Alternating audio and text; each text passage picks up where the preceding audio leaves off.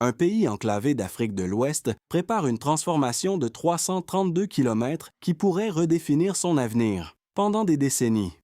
Le Burkina Faso a vécu avec un réseau routier limité, ralentissant les échanges commerciaux, isolant certaines régions et compliquant l'accès aux services essentiels pour des millions d'habitants. Aujourd'hui, sous l'impulsion du capitaine Ibrahim Traoré, une dynamique nouvelle de construction routière s'accélère à un rythme inédit, porté par une volonté affirmée d'autonomie et de souveraineté nationale. Mais derrière ces chantiers spectaculaires se cache une question plus profonde. Ces routes sont-elles simplement des infrastructures ou bien le signe d'un pays qui tente de redessiner son destin? Ce qui rend cette histoire particulièrement importante, ce n'est pas seulement la construction de routes, c'est la promesse d'un changement beaucoup plus large qui touche l'économie, la sécurité et même l'image internationale du Burkina Faso. Dans les prochaines minutes, vous allez comprendre comment plusieurs projets routiers stratégiques sont en train de transformer progressivement la mobilité, le commerce et l'équilibre régional du pays. Vous verrez aussi pourquoi ces travaux attirent l'attention bien au-delà des frontières nationales. Et surtout, vous découvrirez comment ces infrastructures s'inscrivent dans une vision plus large portée par Ibrahim Traoré. Une vision qui cherche à réduire la dépendance extérieure et à accélérer le développement avec des ressources nationales. Ce point est essentiel à comprendre. Car si l'on ne regarde que les chantiers eux-mêmes, on risque de passer à côté de ce qu'ils représentent réellement. Sans ce contexte, beaucoup pourraient croire qu'il s'agit simplement de projets d'infrastructures ordinaires. Pourtant, derrière ces routes se dessine une stratégie plus large qui touche la souveraineté économique, la sécurité du territoire et l'intégration régionale. Comprendre cela permet de voir pourquoi ces projets suscitent autant d'espoir chez certains et autant de curiosité chez d'autres. C'est précisément ce que nous allons éclairer maintenant. Dès le départ, un élément devient clair. Ces projets routiers ne sont pas apparus par hasard. Ils répondent à un problème ancien qui freine le développement du Burkina Faso depuis des décennies. Dans un pays de plus de 20 millions d'habitants, l'insuffisance du réseau routier a longtemps limité la circulation des marchandises, ralenti l'accès aux services publics et isolé plusieurs régions entières. Ce constat explique pourquoi la question du désenclavement est devenue centrale dans la stratégie nationale actuelle. Les routes ne servent pas seulement à relier des villes. Elles déterminent aussi la vitesse à laquelle une économie peut fonctionner, la facilité avec laquelle les produits agricoles arrivent sur les marchés et la rapidité avec laquelle les services de sécurité peuvent intervenir. Dans ce contexte, l'impulsion donnée par Ibrahim Traoré marque un tournant visible. Une initiative ambitieuse vise désormais à accélérer la construction et la modernisation des routes, avec un objectif annoncé pouvant atteindre 3 000 à 5 000 km d'infrastructures par an. Ce rythme est présenté comme inédit pour le pays et traduit une volonté d'avancer plus vite que par le passé. Mais ce qui distingue réellement cette nouvelle phase, ce n'est pas seulement la vitesse des travaux, c'est aussi la manière dont ces projets sont organisés. Une part importante du financement repose sur des ressources nationales, et le génie militaire participe directement à plusieurs chantiers. Cette approche est présentée comme un symbole d'autonomie, où les infrastructures sont construites par les capacités internes du pays plutôt que par une dépendance systématique aux financements extérieurs. Cette orientation crée une dynamique particulière. D'un côté, elle renforce l'idée d'une souveraineté économique et technique. De l'autre, elle transforme les routes en instruments stratégiques capables de soutenir à la fois le développement économique, la sécurité territoriale et l'intégration régionale. Ainsi, ce qui semblait au départ être un simple programme d'infrastructure révèle progressivement une transformation plus profonde. Et pour comprendre comment cette transformation prend forme concrètement sur le terrain, il faut regarder les premiers projets qui illustrent déjà ce changement. Pour bien comprendre cette transformation, il faut regarder le rôle des acteurs qui observent et accompagnent ces changements sur le terrain. Dans cette dynamique, la figure de Ibrahim Traoré apparaît comme le point de convergence d'une nouvelle orientation politique qui met l'accent sur la souveraineté et la reconstruction des infrastructures nationales.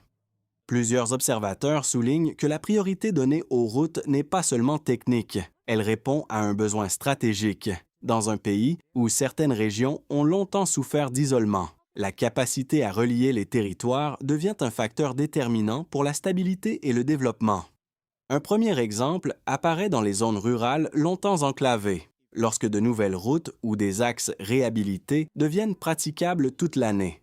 Les marchés locaux commencent à fonctionner différemment. Les agriculteurs peuvent transporter leurs récoltes plus facilement.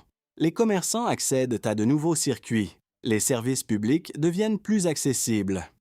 Un second exemple concerne les régions confrontées à des défis sécuritaires. Dans ces zones, les routes permettent non seulement la circulation des civils, mais aussi des interventions plus rapides des forces de défense et des services d'urgence.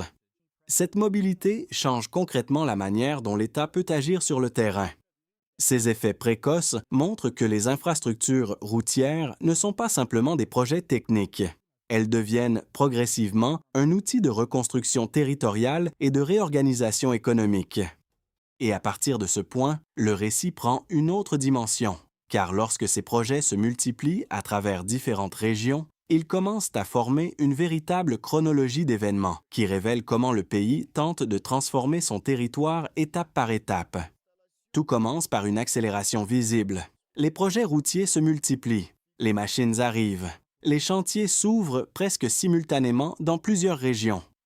Première impulsion, l'initiative Faso-Mebo à Ouagadougou. Les rues sont progressivement bitumées, réhabilitées et modernisées, drainage renforcé, éclairage installé, circulation réorganisée. Les quartiers résidentiels et les axes commerciaux commencent à changer de visage. Puis la dynamique s'étend, direction l'est du pays. Un axe de 101 km relie Fada Ngourma à Pama, puis à Tindangou, près de la frontière béninoise. L'objectif est clair, créer une route praticable toute l'année, même pendant la saison des pluies. Très vite, les effets apparaissent. Les marchés deviennent plus accessibles. Les produits agricoles circulent plus facilement. Le bétail et les marchandises traversent la région avec moins de coûts et moins de risques. Ensuite, un autre chantier attire l'attention. L'axe Kaya-Barça-Logo, long d'environ 42 km. Une route courte en apparence, mais stratégique. Elle traverse une zone marquée par des défis sécuritaires importants. Le génie militaire intervient directement dans la construction. Terrassement, compactage, pose du bitume. Les travaux avancent rapidement. L'objectif n'est pas seulement économique, il est aussi sécuritaire. Permettre des patrouilles plus rapides et améliorer les évacuations sanitaires. Pendant ce temps, un autre projet se prépare autour de la RN4, l'un des corridors les plus fréquentés du pays. Cette route relie Ouagadougou vers le Niger et les marchés sahéliens, au niveau de la sortie et de la capitale. Un échangeur d'environ 100 mètres est construit pour séparer le trafic local du trafic de transit. Ce chantier vise à résoudre un problème connu. Les embouteillages et les conflits de circulation ralentissaient les camions, les bus et les véhicules particuliers. Avec la nouvelle configuration, la circulation devrait devenir plus fluide et plus sûre. Mais ces projets ne sont que les premières pièces d'un puzzle beaucoup plus vaste. Car au sommet de cette transformation apparaît un chantier encore plus ambitieux. Une autoroute reliant Ouagadougou à Bobo-Dioulasso, sur environ 332 km, avec 2 voies dans chaque sens. Le lancement officiel a lieu en décembre 2025, sous l'impulsion directe de Ibrahim Traoré. Ce projet devient immédiatement le symbole d'une nouvelle vision. Une route rapide entre la capitale politique et la capitale économique du pays. Avec cette autoroute, le temps de trajet pourrait être réduit de plusieurs heures. Les échanges économiques pourraient s'accélérer et le corridor central du Burkina Faso pourrait devenir l'un des axes logistiques majeurs de la région. Ainsi, en quelques années, une succession d'événements transforme progressivement le paysage routier du pays. Et ce n'est que le début des conséquences réelles de ces transformations. Pour comprendre l'ampleur réelle de ces projets, il faut regarder les chiffres qui apparaissent derrière les annonces et les chantiers visibles. D'abord, l'échelle du programme lui-même attire l'attention. L'initiative d'accélération des infrastructures routières vise un rythme de 3 000 à 5 000 km de routes aménagées ou modernisées par an. Cela signifie que le réseau pourrait s'étendre beaucoup plus rapidement que dans les décennies précédentes. En termes simples, le pays cherche à rattraper en quelques années un retard accumulé pendant longtemps. Ensuite, certains projets illustrent concrètement cette ambition. L'autoroute entre Ouagadougou et Bobo-Dioulasso, longue d'environ 332 km, constitue la première autoroute de l'histoire du Burkina Faso. Une infrastructure de ce type change profondément la manière dont les marchandises et les voyageurs circulent entre les deux principales villes du pays. Un autre chiffre important concerne les axes régionaux. La route reliant Fada Ngourma à Pama et Tindangou, sur environ 101 km, ouvre un corridor stratégique vers la frontière béninoise. Cette connexion facilite les échanges transfrontaliers et offre un accès plus direct vers le port de Cotonou, l'un des principaux points d'entrée du commerce pour la région. Même des projets plus courts peuvent avoir un impact majeur. L'axe Kaya-Barsalogo, d'environ 42 km, traverse une zone où la mobilité était fortement limitée. Une route praticable permet non seulement le transport des marchandises, mais aussi les déplacements des services publics, des enseignants, des agents de santé et des forces de sécurité. Ces chiffres montrent que les routes ne sont pas seulement des infrastructures physiques. Elles représentent aussi une transformation économique et sociale. Chaque kilomètre construit ou réhabilité peut réduire les coûts de transport, rapprocher les marchés et faciliter l'accès aux services essentiels. Dans cette stratégie, la figure de Ibrahim Traoré apparaît régulièrement associée à l'idée d'une mobilisation nationale des ressources.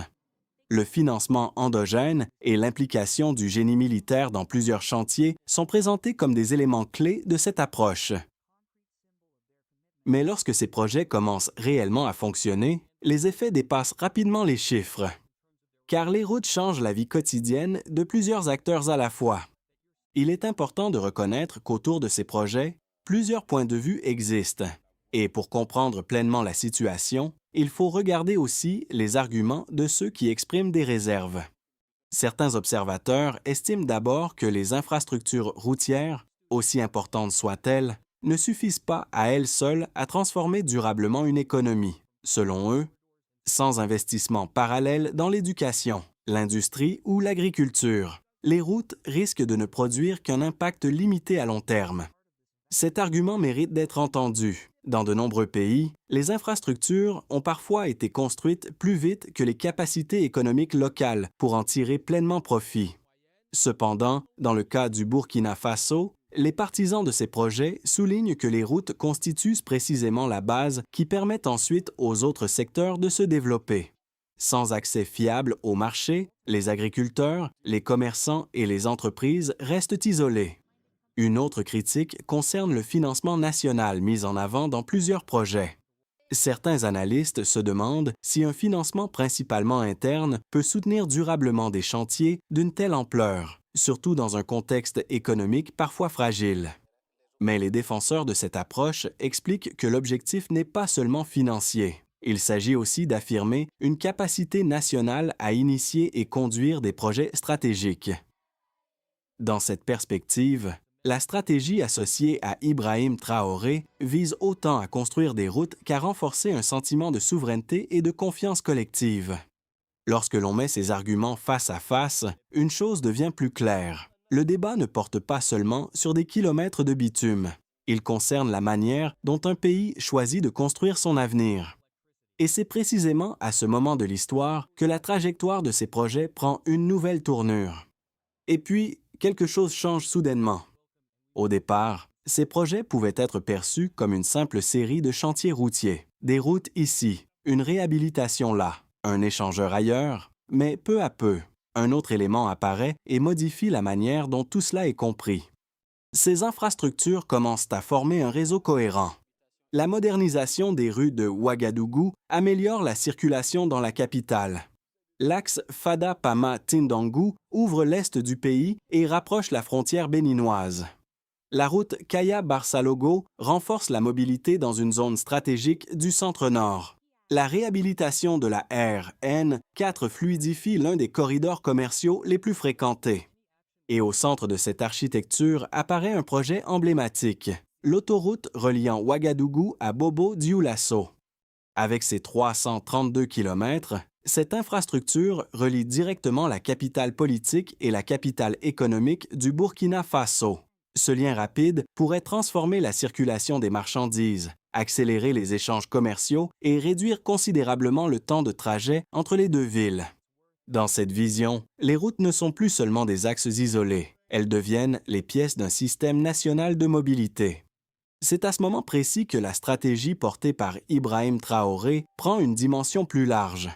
Les projets routiers commencent à être perçus comme les fondations d'une transformation territoriale. Et lorsque ces routes commencent réellement à fonctionner ensemble, leurs conséquences deviennent visibles bien au-delà des chantiers eux-mêmes. Lorsque ces routes commencent à fonctionner ensemble, leurs effets deviennent visibles dans plusieurs domaines à la fois. D'abord, au niveau de l'État, les autorités disposent d'un territoire mieux connecté, ce qui facilite la coordination administrative et la présence des services publics dans des zones longtemps isolées. Dans certaines régions, la possibilité d'intervenir plus rapidement change la manière dont la sécurité et la gestion territoriale peuvent être assurées. Dans cette perspective, les infrastructures soutenues sous l'impulsion de Ibrahim Traoré prennent aussi une dimension stratégique. Ensuite, les entreprises ressentent directement ces transformations.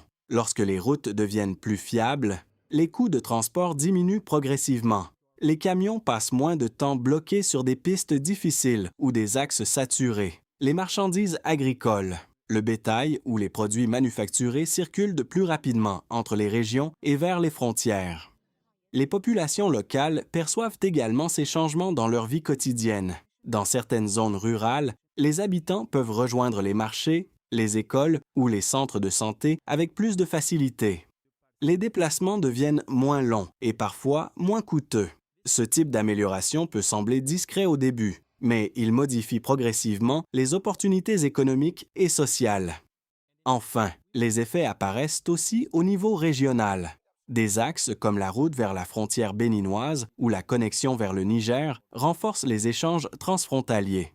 Les corridors commerciaux deviennent plus fluides, ce qui peut attirer davantage d'opérateurs économiques dans les circuits logistiques du Burkina Faso. Peu à peu, les conséquences dépassent donc la simple question du transport. Elles touchent la gouvernance, l'économie, la vie quotidienne et même la place du pays dans les échanges régionaux. Et lorsque l'on observe cette transformation, une autre question commence naturellement à émerger. Quelle direction ces changements pourraient-ils prendre dans les années à venir? Si les tendances actuelles se poursuivent, le scénario le plus probable reste celui d'une transformation progressive plutôt que d'un changement brutal. Les routes récemment construites ou réhabilitées pourraient progressivement améliorer la circulation entre les régions, réduire certains coûts logistiques et faciliter les échanges économiques internes. Dans ce scénario de base, les bénéfices apparaîtraient lentement, mais de manière stable, à mesure que les infrastructures deviennent pleinement opérationnelles et que les acteurs économiques s'y adaptent. Un scénario plus optimiste pourrait émerger si ces infrastructures attirent de nouveaux investissements et stimulent davantage l'activité économique le long des corridors routiers. Des zones commerciales pourraient se développer autour des axes principaux. Les transports deviendraient plus efficaces et les échanges régionaux pourraient s'intensifier. Dans cette hypothèse, les projets soutenus sous l'impulsion de Ibrahim Traoré contribueraient à accélérer la modernisation économique du pays. Mais un scénario plus difficile reste aussi possible. Si les conditions sécuritaires ou économiques venaient à se détériorer, certains projets pourraient avancer plus lentement que prévu ou produire des effets limités à court terme. Dans ce cas, les infrastructures existeraient, mais leur potentiel ne serait pas pleinement exploité. Au final, l'avenir dépendra moins d'un seul projet que de la manière dont l'ensemble du système économique et institutionnel évoluera autour de ces nouvelles routes. Après avoir examiné les projets, les chiffres et les scénarios possibles, une question devient plus personnelle pour chaque spectateur. Qu'est-ce que tout cela signifie concrètement pour ceux qui observent ces transformations aujourd'hui?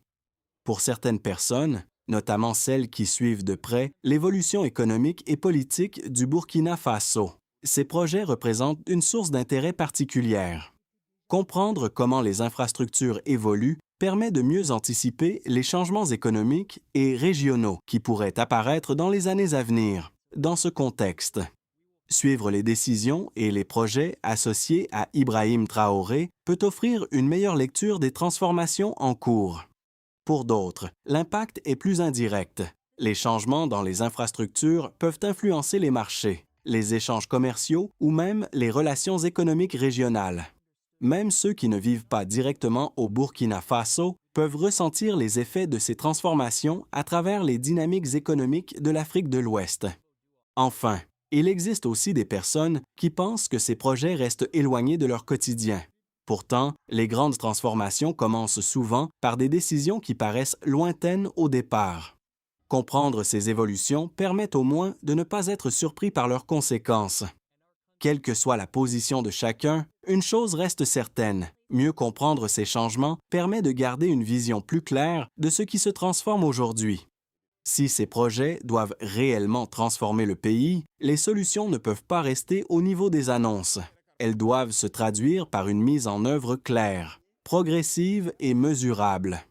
La première étape concerne les institutions publiques. Les autorités doivent assurer la continuité des projets d'infrastructure déjà lancés, en maintenant un calendrier réaliste et une gestion transparente des ressources. Dans ce cadre, les progrès pourraient être évalués par des indicateurs simples, kilomètres de routes achevées, temps moyen de transport entre grandes villes ou amélioration de l'accès aux services dans les régions enclavées. Cette continuité institutionnelle est souvent associée à la vision de modernisation portée par Ibrahim Traoré. La deuxième étape concerne les acteurs économiques. Les entreprises de transport, les opérateurs logistiques et les commerçants doivent adapter leurs activités pour tirer pleinement profit de ces nouveaux axes routiers.